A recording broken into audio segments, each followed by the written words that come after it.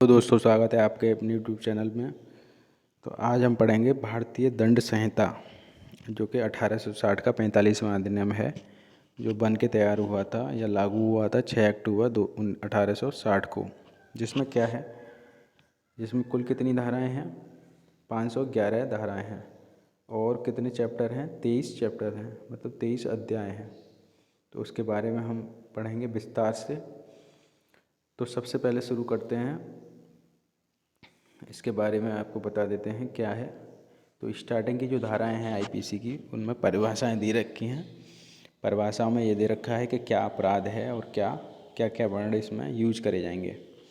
इसके उपरांत 76, तो धारा 76 से लेके 96 तक क्या दे रखे हैं? 95 तक क्या दे रखे हैं? अपवाद दे रखे हैं। साधारण अपवाद। अपवाद क्या है? जो अपराध से, जिसमें के अपराध ऐसे अपराध होते हैं जिनमें के क्षम्य हैं, जिनमें के सज़ा का प्रावधान नहीं है। तो इसके बाद क्या दे रखा है? 96 से लेके 106 तक।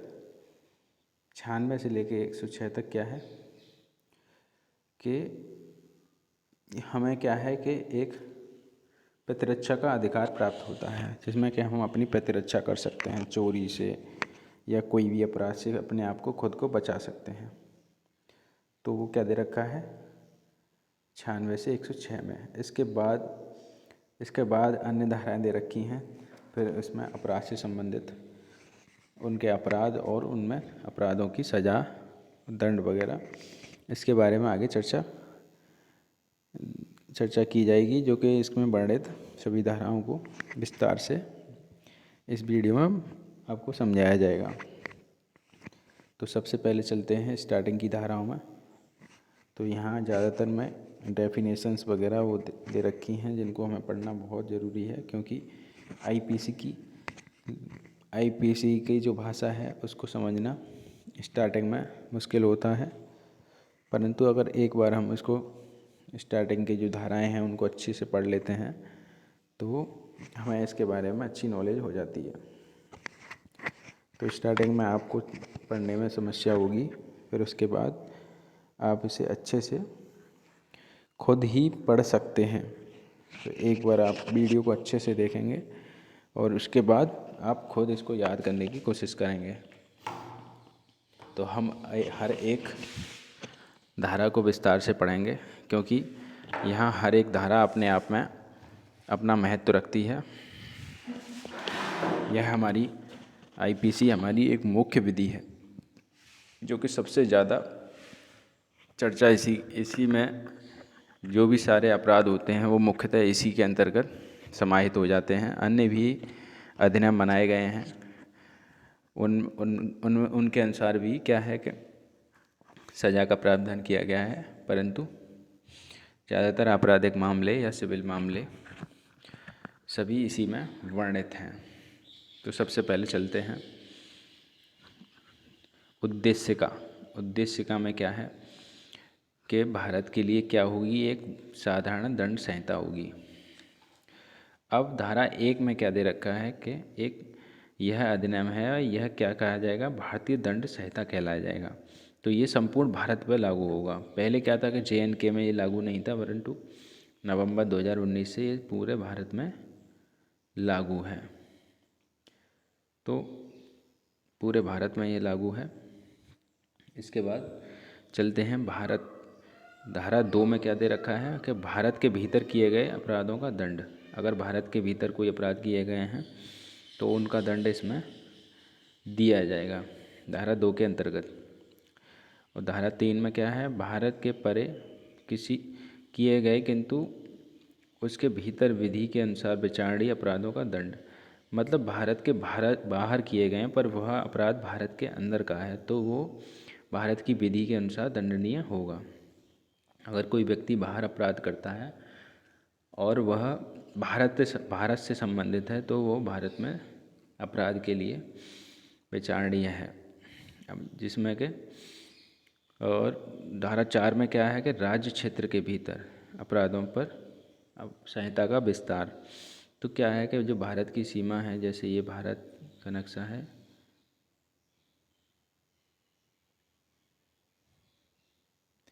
तो इसकी जो सीमा है, जैसे यह क्या है, स्थलीय सीमा, और यह क्या है, जलीय सीमा। तो जलीय सीमा कितनी होती है, 23 नॉटिकल मील, यानी कि नॉटिकल्स मील्स में होती है, 13 या 23 नॉटिकल मील। तो यह किस में होती है, नॉटिकल मील। तो नॉटिकल मील्स में इस जलीय सीमा नापी जाती है। तो इस क्षेत्र में जो भी हमारे जलयान है या कोई भी नाव है या अंदर स्थल के भीतर है, तो सभी जो अपराध होंगे वो इस संहिता के अंतर्गत वर्णित होंगे।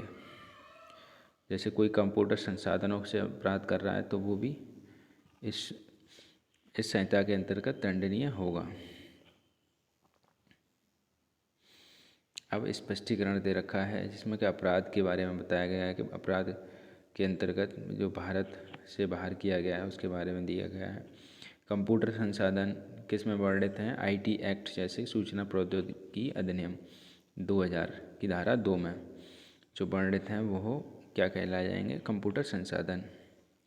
जैसे अब कोई व्यक्ति है जो युगांडा में हत्या करता है तो वो भारत के किसी स्थान में पाया जाए तो वो उस पर क्या है, विचारित या दोष सिद्ध किया जा सकता है। अगर कोई भारत का व्यक्ति है वो बाहर जाके कोई अपराध कर रहा है तो वो भारत में भी विचारणीय है या दोष सिद्ध किया जा सकता है। अब धारा 5 पे चलते हैं। कुछ विधियों पर इस अधिनियम द्वारा प्रभाव न डाला जाना। जैसे कुछ ऐसी विधियां हैं जैसे सेना के मार्शल लॉ हैं या अन्य हैं, वो इससे स्वतंत्र हैं, तो वहाँ क्या है कि आईपीसी का प्रभाव नहीं डाला जाएगा। तो आगे चलते हैं धारा 6 में। संहिता में की गई परिभाषाओं का अपवादों के अधीन समझाना। तो क्या है कि वो परिभाषाएँ हैं उनमें भी कई अपवाद हैं, परिभाषाओं में भी कुछ साधारण अपवाद दे रखे हैं, तो उसके बारे में यहाँ चर्चा की गई है। धारा 7 में है एक बार स्पष्टीकृत पद का भाव। जैसे कोई एक बार स्पष्ट किया है, जैसे कुछ चीज़ें हैं, जैसे लिंग है, लिंग में पर्सन यूज किया जाएगा, जैसे पर्सन है, एक्यूज पर्सन, तो उसमें मेल या फीमेल का कोई वो इश्यू नहीं होता, वो मेल भी हो सकता है, फीमेल भी हो सकती है। वचन में क्या है कि ज़्यादातर सिंगुलर भी आ सकता है, प्लूरल भी आ सकता है, तो वहाँ वचन का ज़्यादा कोई मेन इश्यू नहीं है, जब तक अगर क्लासीफाई ना किया जाए कि इतने पर्सन या मोर पर्सन या जो, तो जब तक उसको प्लूरल नहीं कहा जा सकता, मतलब बहुवचन नहीं कहा जा सकता। स्त्री और पुरुष, जब तक स्त्री और पुरुष कहा नहीं जाए तब तक पुरुष शब्द किसी भी आयु के मानव नर का द्योतक है, और स्त्री क्या है, जैसे कि स्त्री किसी भी आयु की हो तो सिर्फ स्त्री शब्द यूज करा जाएगा, या कोई पुरुष किसी भी आयु का हो तो सिर्फ पुरुष यूज किया जाएगा। व्यक्ति, व्यक्ति में क्या क्या आ जाता है, पर्सन, पर्सन में कोई कंपनी भी आ सकती है, व्यक्ति निकाय भी आ सकता है। लोक, लोक क्या है, एक पब्लिक का, पब्लिक शब्द जो होता है वो क्या है, एक लोक शब्द के अंतर्गत आता है। तो क्यों उनकी परिभाषा थी धारा 13 में, धारा 13 निश्चित कर दी गई है, मतलब हटा दी गई है। सरकार का सेवक, सरकार का सेवक कोई सरकारी कर्मचारी होता है, तो धारा 15 भी हटा दी गई है जिसमें ब्रिटिश इंडिया की परिभाषा थी। जैसे धारा 16 भी हटा दी गई है धारा। अब 17 क्या है, 17 में क्या है, सरकारें हैं हमारी, राज्य केंद्र सरकार। 18 में क्या है कि भारत में के सिवाय भारत के राज्य क्षेत्र, मतलब पहले क्या थी, जम्मू कश्मीर में यह लागू नहीं थी, अब क्या है कि सभी जगह यह लागू है, तो भारत में सब कुछ आता है अब। तो न्यायाधीश में क्या है, जो भी न्यायाधीश हैं हमारे, जो भी न्याय करते हैं या इस अधिनियम के तहत या जो भी अधिनियम है उसके तहत न्याय करेंगे, वो क्या कहलाएंगे, न्यायाधीश कहलाएंगे। जो भी हमारे कानूनों पर जो निर्णय देते हैं वो क्या कहलाते हैं, न्यायाधीश। धारा 19 भी हो गया। धारा 20 पे चलते हैं। धारा 20 में क्या है, न्यायालय। न्यायालय में क्या है, न्यायालय में कोई कोर्ट होते हैं जिनमें के अपराधों से संबंधित निर्णय दिए जाते हैं माननीय न्यायाधीशों द्वारा। और न्यायालय में क्या है, ऐसी पंचायतें भी आती हैं। और 21 में क्या आता है, लोक सेवक। लोक सेवक कौन कौन हो सकते हैं, लोक सेवक तो कोई भी सरकारी कर्मचारी जो होता है वो लोक सेवक होता है। ज़्यादातर सरकारी कर्मचारी लोक सेवक की श्रेणी में आते हैं, ये लोगों की सेवा करते हैं या ऐसी सेवा करते हैं जिससे कि लोक हित में। ज़्यादातर सरकारी कर्मचारी जो लोक सेवा करते हैं वो क्या कहलाते हैं, लोक सेवक कहलाते हैं। जैसे यहाँ पे न्यायाधीश हैं भारत के, सेना के जो ऑफिसर्स हैं, या किसी पंचायत के सदस्य हैं, ज्यूरी मेंबर्स हैं, या कोई भी वर्दीधारी कर रहे हैं, या कोई भी हैं जो जनता की सेवा करते हैं, वो लोक सेवक कहलाते हैं। तो यहाँ क्या है कि हर एक ऑफिसर्स क्या है, या हर एक कर्मचारी वो क्या कहलाया जाएगा, सरकारी कर्मचारी जो कि वेतन प्राप्त करता है, वो एक लोक सेवक है। तो यहाँ जो भी ज़्यादातर परिभाषाएँ दे रखी हैं लोक सेवक की, तो हमने आपको बताया कि जो भी सरकारी कर्मचारी हैं जो लोक सेवक करते हैं वो लोक सेवक कहलाएंगे। आगे चलते हैं 22 पे। वो क्या है, जंगम संपत्ति। जंगम संपत्ति क्या होती है, जो हर भांति मूर्त में आती है, किंतु भूमि और वे चीज़ें जो भूबद्ध हों या भूबद्ध किसी स्थायी रूप से जकड़ी गई हों, इनके अंतर्गत नहीं आती हैं। मतलब वैसी संपत्ति आती है जो कि मूर्ति रूप में हो, जैसे कि कोई धन दौलत वगैरह जो होती है, वो सब क्या आता है, जंगम संपत्ति में। जो ज़मीन जायदाद है वो नहीं आती है। सदोष अभिलाभ, मतलब कोई दोष लगा के कोई लाभ प्राप्त करना, वो कहलाता है सदोष अभिलाभ। सदोष अभिमानी जो दोष लगा के हानि करना, सदोष हानि कहलाता है। ठीक है। अब क्या है कि बेईमानी से कोई लाभ प्राप्त करना, मतलब कोई बेईमानी कर लिया, उससे सदोष अभिलाभ प्राप्त करे, उसे क्या कहते हैं, बेईमानी से।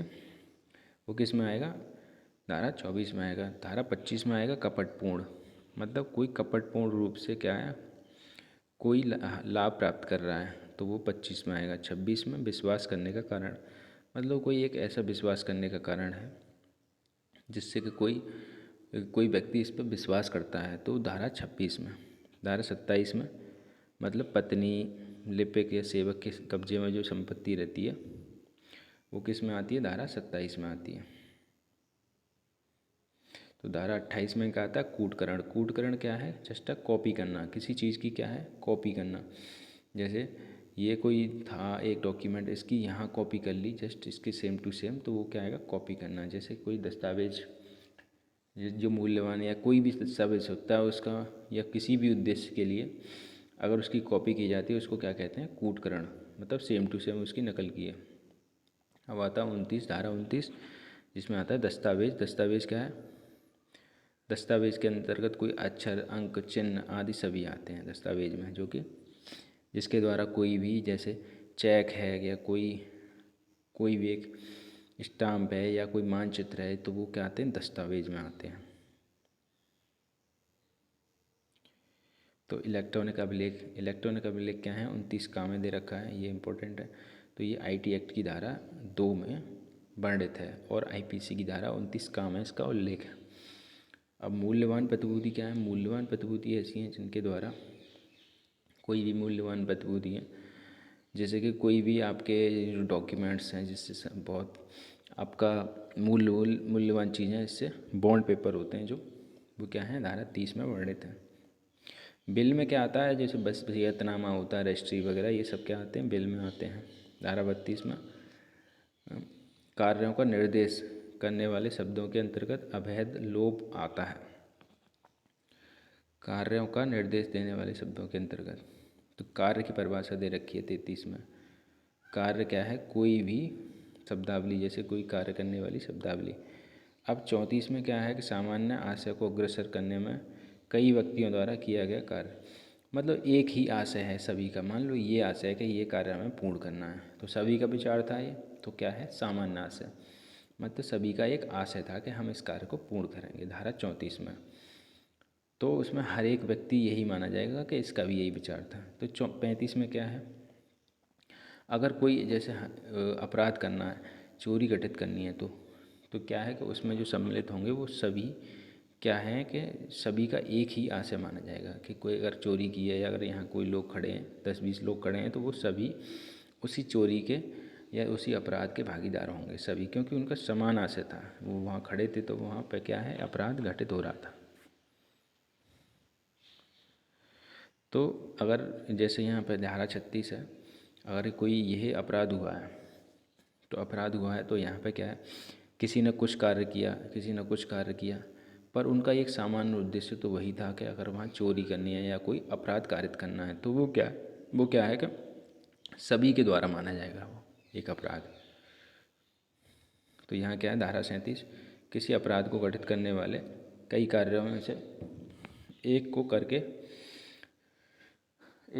सहयोग करना।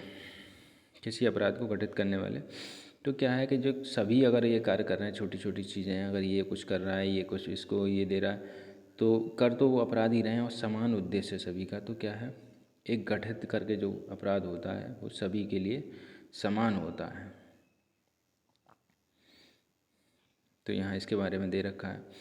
38 में क्या है, आपराधिक कार्य के संपृक्त व्यक्ति विभिन्न अपराधों के दोषी हो सकेंगे। मतलब आपराधिक कार्य करने वाले व्यक्ति क्या हैं, विभिन्न अपराधों के दोषी हो सकेंगे। तो कोई ये कार्य कर रहा है, बड़ा कोई अपराध है, जैसे कि अगर ये सिद्ध हो जाता है कि इसने मर्डर किया है और इसने क्या है कि सिर्फ इसकी सहायता की है, ये किसी बस इसको यह आज से नहीं हो पाता, तो क्या है कि जिसने मर्डर किया है या इसने वैसा अपराध किया है तो उसको उसी के अनुसार सज़ा मिलेगी। अगर इसे मृत्युदंड मिलना है तो इसको मृत्युदंड मिलेगा, यह केवल, और अन्य जो है वो केवल सहायता के लिए दोषी पाया जाएगा। स्वेच्छा, स्वेच्छा में क्या है, स्वेच्छा से क्या है कि स्वेच्छा मतलब हमारी जिसकी इच्छा हो, उसे पता होगा यह चीज़ इसके द्वारा यह परिणाम परिलक्षित हो रहा है या जो भी है, जो परिणाम इसके द्वारा यह हो सकता है, फिर भी वह उसको करता है, तो वो एक स्वेच्छा मानी जाएगी। अपराध, अपराध में बताया गया है कि अपराध क्या क्या है, धारा 40 में वर्णन है उसका। अपराध में ये सभी धाराएँ हैं जैसे, तो इसमें सब अपराधों का वर्णन है।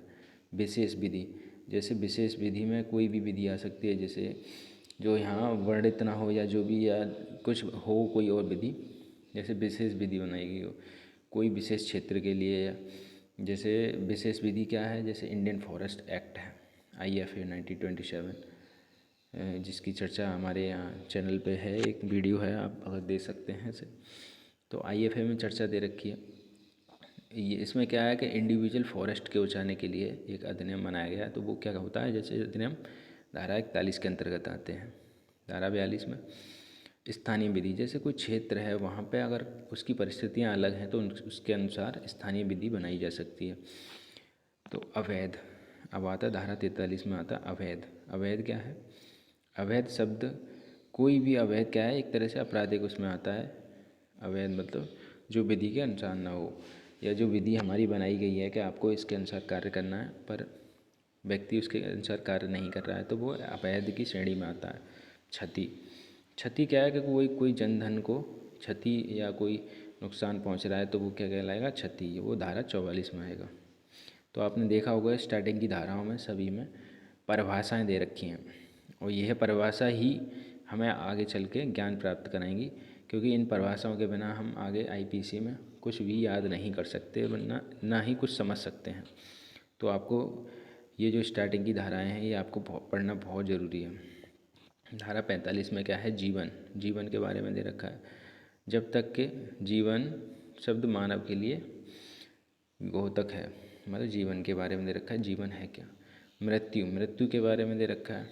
मृत्यु शब्द क्या है, अब जीव जंतु, जीव जंतु में बताया गया कि कोई भी जीवधारी आते हैं। जलयान क्या है, जल में चलने वाले यान, मानवों के या संपत्ति के जल द्वारा जो बनाए गए हैं वो जलयान है।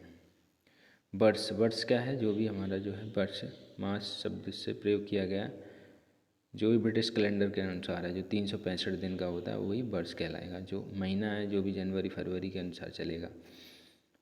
तो यहाँ हिंदी नववर्ष, हिंदी वर्ष वाले जो भी हमारे शुक्ल और ये वो कैलेंडर हैं, तो ये यहाँ अप्लाई नहीं है, यहाँ ब्रिटिश कैलेंडर चलता है। धारा 50 में क्या है, धारा 50 में दे रखा है धारा के बारे में दे रखा है कि धाराएं जो भी हमारे यहाँ दी गई हैं। शपथ में क्या है कि जो शपथ लेते हैं, माननीय न्यायाधीश और लोक सेवक जो यहाँ शपथ लेते हैं वो 51 में दे रखा है। सद्भाव पूर्वक, मतलब किसी के क्या है, सद्भावना, दूसरे को क्या है, सद्भाव करके जो भी किया जाता है वो सद्भाव पूर्वक कहलाया जाता है। मतलब विश्वास की नहीं की जाती और जो सम्यक सतर्कता और ध्यान के बिना की गई और विश्वास की गई हो। मतलब क्या है कि बिना उसके और मतलब पूरे भरोसे से जो किया गया हो सद्भावपूर्वक। सश्रय मतलब सश्रय क्या है, किसी को जो क्या है कि जैसे आश्रय देना, उसको क्या कहते हैं, सश्रय। सिवाय जहाँ सश्रय व्यक्ति की पत्नी या पति द्वारा दिया गया हो। सश्रय के अंतर्गत किसी व्यक्ति को आश्रय, भोजन, पेय, जल, आयुध कुछ भी देना। जैसे कि किसी को कोई आया है उसको क्या है अपने यहाँ पे आश्रय देना, या जैसे पति ने पत्नी या जो भी है सभी को आश्रय देना अपने अपने पास में, तो उसे क्या कहलाया जाएगा, सश्रय कहा जाएगा। जो 52 काम्य वर्णित। तो आपने अब तक 52 धाराएँ पढ़ ली। तो अध्याय 3 यहाँ से शुरू होता है। तो अध्याय 3 में क्या है, धारा 53 दे रखी है, जिसमें कि दंड के बारे में दे रखा है। तो दंड कितने प्रकार के होते हैं, सबसे पहले क्या होता है, मृत्यु दंड होता है सबसे बड़ा, फिर आजीवन कारावास, फिर कारावास, तीसरा कारावास है कठिन, कठोर या सादा कारावास। फिर क्या है, संपत्ति का संपहरण या जुर्माना, मतलब संपत्ति कुर्क वगैरह जो की जाती है वो, और फिर जुर्माना। अब क्या है, निर्वासन के प्रति निर्देश का अर्थ लगाना। तो जो निर्वासन है, जो कि मतलब जो भी सज़ा वगैरह जो काटी जाती है, निर्वासन जो कि आजीवन कारावास होती है, जैसे कि जो अवधि जो दी जाती है, जैसे इस अवधि के लिए हमें इतना दंड मिला है, तो जैसे कम हो रहा है दंड तो उसके बारे में दे रखा है। आजीवन निर्वासन का मतलब क्या है, आजीवन कारावास। लघुत्तर अवधि का जो निर्वासन है वो अब क्या है, इससे क्या है, लुप्त कर दिया गया है। यह समझाया जाएगा कि वह लुप्त कर दिया गया है। जो भी अपराध, जो निर्वासन समय था वो कम कर दिया गया, तो वो समझा जाएगा कि इतना लुप्त कर दिया गया है। मृत्यु दंडादेश का लघुकरण, जैसे अब दे रखा है 54 में क्या है, मृत्यु दंड दिया गया है, उसके बाद उसको लघुकरण कर दिया गया, तो फिर क्या हो जाएगा, उसको ये माना जाएगा कि वह लघुकृत कर दी गई है। मृत्यु दंड से मान लो आजीवन कारावास या कोई 10 वर्ष कर दी गई है सज़ा, तो वो धारा 54 के अंतर्गत है। धारा 55 में आजीवन कारावास के दंडादेश का लघुकरण, जो आजीवन कारावास है उससे मान लो 14 वर्ष से अधिक की जो सज़ा थी उसको कम कर दी गई है, तो वो क्या है, आजीवन कारावास से कम हो जाएगी। अब क्या है, धारा 55 का में समुचित सरकार। समुचित सरकार कौन सी है, जो कोई भी हो सकती है, केंद्र सरकार भी हो सकती है, राज्य सरकार भी। कोई भी दंडादेश वगैरह वो जो विधि बनाते हैं उसके अनुसार यह दंड दिया जाता है। तो इसमें क्या है कि ये सब निश्चित कर दी गई 56 धाराएँ। ये था यूरोपीय और अमेरिकी धारा। अब 57 में क्या है, दंडावधियों की भिन्न है, मतलब दंडावधियों की भिन्नों की गणना करने में आजीवन कारावास को 20 वर्ष के कारावास के तुल्य गिना जाएगा। मतलब जो आजीवन कारावास होता है वो यहाँ 57 धारा के अनुसार 20 वर्ष तक गिना जाएगा। तो निर्वासन के दंडाधीश अधिकारियों के साथ कैसा व्यवहार किया जाए जब तक वे निर्वासित न कर दिए जाएं, तो इसके अंतर्गत दे रखा है ये सब कि कैसा व्यवहार किया जाए। 59 में क्या है, कारावास के बदले निर्वासन, मतलब जो कारावास है उसके बदले निर्वासन था, बट उसको क्या कर दिया गया है, निश्चित कर दिया गया, हटा दिया गया है। धारा 59 को हटा दिया गया है। धारा 60 में क्या दे रखा है, दंडाधिष्ठ कारावास के कतिपय मामलों में संपूर्ण कारावास या उसका कोई भाग कठिन या सादा हो सकेगा। तो संपत्ति के संप्रहरण का दंडादेश ये भी हटा दिया गया है, और मृत्यु,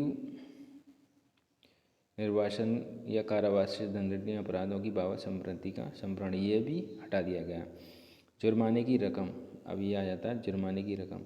तो जहाँ तक के राशि अभिव्यक्त नहीं की गई है, जितनी तक जुर्माना हो सकता है, वहाँ अपराधी जिस रकम के जुर्माने का दायी है वह अमर्यादित है किंतु अत्यधिक नहीं होगी। तो जुर्माने की रकम क्या है, एक लिमिटेड रखी जाएगी कि वो दे सके। जुर्माना देने पर कारावास का दंड, अगर वो जुर्माना नहीं देता है तो क्या है कि उसको उसकी जगह कारावास काटना पड़ेगा।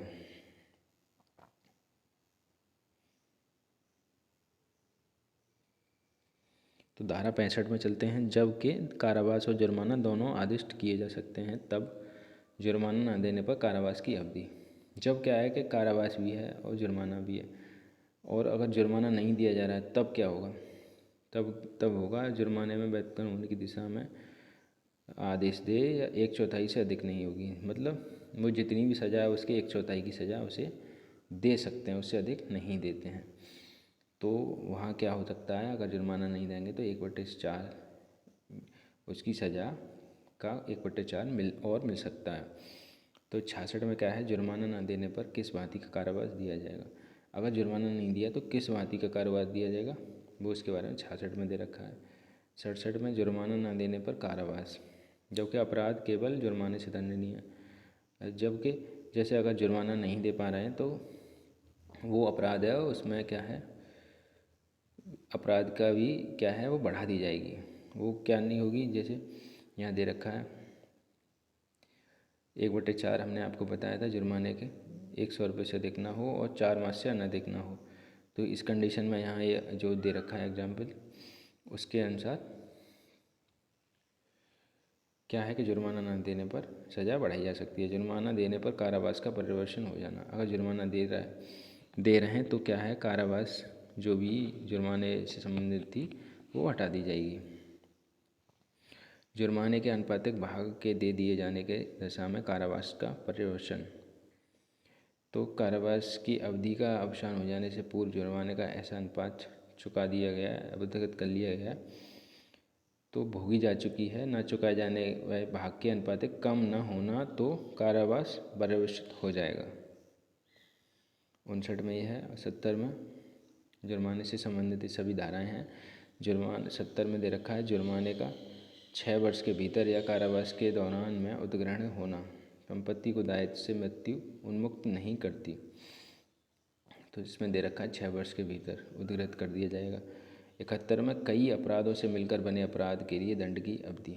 मतलब कोई एक अपराध है वो कई अपराधों से मिला हुआ है, जहाँ कोई बात जो अपराध के ऐसे भागों में जिनमें स्वयं अपराध है मिलकर बनी है, वहाँ अपराधी ऐसे अपराधों में से एक से अधिक दंड से दंडित नहीं किया जाएगा, जहाँ जब तक कि ऐसा व्यक्ति अभिव्यक्त रूप से प्रतिबंधित न हो।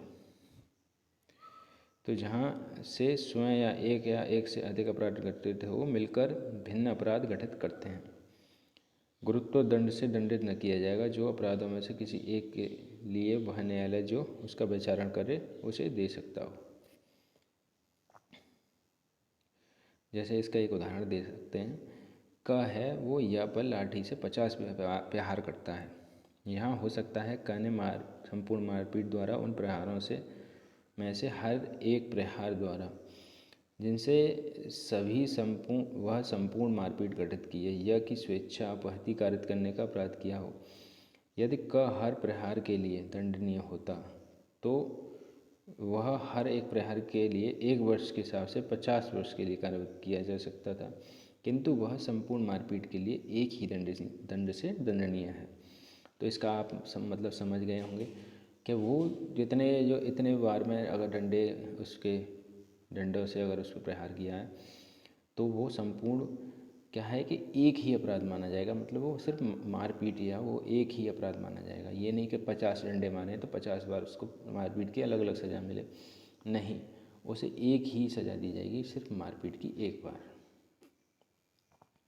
72 में क्या है कि कई अपराधों में से एक के दोषी होने के लिए दंड, जबकि निर्णय में यह कथित है कि यह संदेह है कि वह किस अपराध का दोषी है।